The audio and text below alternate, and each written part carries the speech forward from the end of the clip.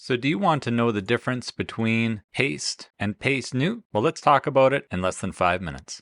This question sometimes comes up when designing in Fusion 360, and in fact with one of our recent tutorials on how to design this shed, well, some were wondering, what's the difference between pasting and pasting new? So in order to answer that, let's open up a new design, and let's first of all create a new component, and we're going to call this stud style A. And let's create a quick stud here, 2x4.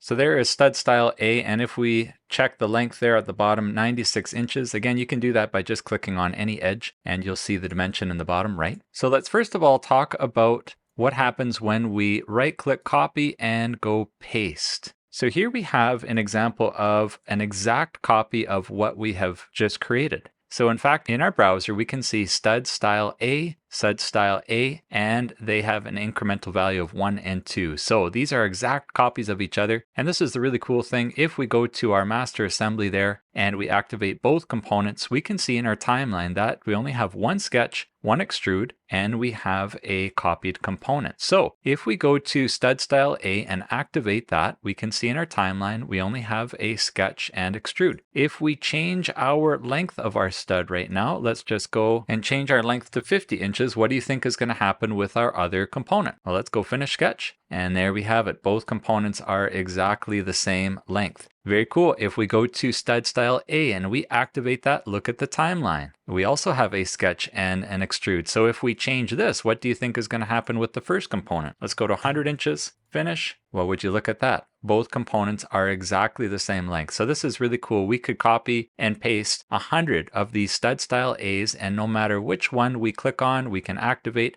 it will change all of them correspondingly. Now this also happens when we create a pattern. So if we click on that, make sure our object type is under components. And there we select our component. Let's just select our y-axis there, move this off to the side. Now, if we go back to our master assembly, we can see that we have created a component, created one sketch, one extrude, one copy, and one rectangular pattern. So look at this. If we even go to any one of these stud style A's now, let's go to number 4. And there we have a sketch and extrude. Let's change our height here. Let's go to 60 inches. And what do you think is going to happen to the rest of our studs? Oh, there we have it. So this is very important to note. Even if we activate stud style A number 4 and we go to adjust the sketch, look what happens. We go back to the original component that we first of all created. And as we change that, everything will be updated in the future. So this is so important to remember. When we want to create an exact same copy of a component or a body, well, that's where we use copy and paste. Now, let's talk about paste new. So in this instance, we have a very simple, I'll just hide our other studs there. We have a very simple stud. And most of the time we don't have something so simple as this. We have something a lot more complicated. But let's just say for this example that our stud is a lot more complicated. We want to copy and we want to have a duplicate, but we want it to be changed just a little bit. So what do? Well, we're going to copy, and this is where we're going to go paste new. So it automatically hides right there. And as we activate our component, let's just move it off to the side here. We can activate our component, and as we change this dimension, let's go 120 inches. Now we can see that it has no bearing on the previous component. Let's go back to activate our entire assembly here, and you can see now we have created a component, created a sketch, extruded, we have copied, we have created a pattern. Now we've created a new component which has its own sketch and extrude that is linked to it.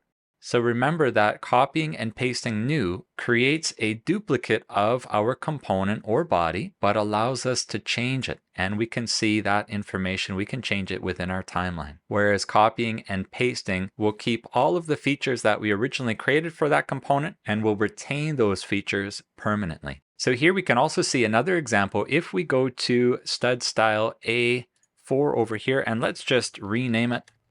As we rename it, all of our other studs are also renamed according to that naming convention. However, the one that we pasted new, let's just call it stud, and there we have it. So we can rename that whatever we would like, and it will be a new name. If you found this beneficial at all, please consider liking, subscribing, hitting that notification bell. Check out our other videos as well. And thanks for tuning in to the Learn It channel.